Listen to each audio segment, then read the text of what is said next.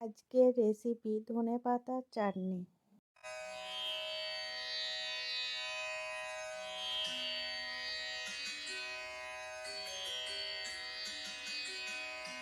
জন্য লাগবে অবশ্যই ধনেপাতা, যেটা আমি বেছে ধুয়ে নিয়েছি, একটু টমেটো কুচি, কাঁচা লঙ্কা, জিরে, রসুন আর আদা, অল্প তেল। গ্যাস অন করে আমি অল্প কড়াইয়ে তেল দিয়ে দিলাম গরম হওয়ার জন্য। তেল গরম হয়ে গেছে বলে কড়াইয়ে বুলিয়ে নিলাম। এবার আমি দেবো গোটা জিরে ফোড়নেতে। একটু জিরেটাকে নাড়াচাড়া করে ভেজে নেব। জিরেটা ভাজা হয়ে গেছে, তাই এর ওপরে আমি ধনেপাতাগুলো সব এক এক করে দিয়ে দিলাম। এবার এর মধ্যে আমি রসুন, আদা, টমেটো, কাঁচা লঙ্কা যেগুলো রেখেছিলাম সেগুলোও দিয়ে দিলাম। দিয়ে একটু ভালো করে কড়াইয়ে আমি নাড়াচাড়া করে নেব।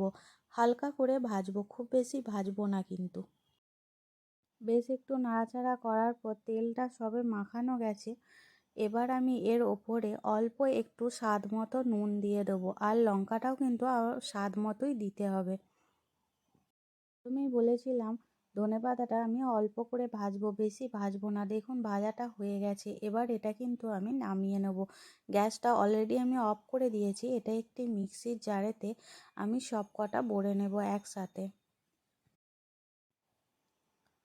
এই ধনেপাতাটা হালকা ঠান্ডা হয়ে গেলে আমি মিক্সিতে এটা একটা পেস্ট বানিয়ে নেব।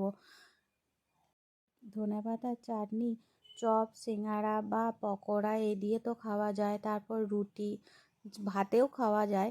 তাই এটা আপনি নিজের ইচ্ছা মতো ইউজ করতে পারেন ঘরে বানিয়ে নিয়ে। এটা বানিয়ে ফ্রিজে রেখে দিলে দিন 7 অনায়াসেই থেকে যাবে।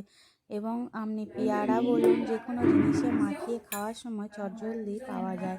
দেখুন এটা মিক্সিতে আমি পেস্ট বানিয়ে নিয়েছি। দেখুন পেস্টটা কত গাঢ় হয়ে গেছে। অল্প জল দিয়ে কিন্তু করতে হবে, খুব বেশি জল দেওয়া কিন্তু যাবে না।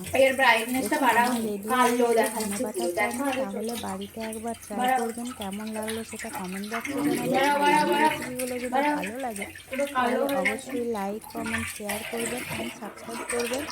তাহলে দেখা হচ্ছে পরের ভিডিওতে।